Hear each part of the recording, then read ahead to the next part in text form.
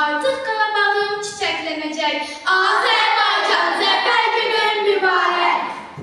Dastan yazdı hər zabitin, əsgərin, dağıtdı düşmən postun, səngərin, qarşısında diz söktü mənfur düşmənin, hər zaman qarşında tir-tir əsəcək.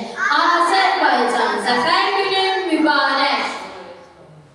Var xalqımın müzəffər sərkərdəsi, qılıncından itidir onun kəlməsi, bəs eyləyər döyüşəm verməsi, dəmir yumruq yenidən birləşəcək.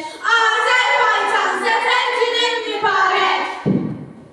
Minlərlə şəhidlər, bunca qazilər, nə də gördüyümüz o faciələr, nə qədər üstündən keçsə də illər, heç vaxt yaddaşdan silinməyəcək. Azərbaycan zəfər günün mübarək.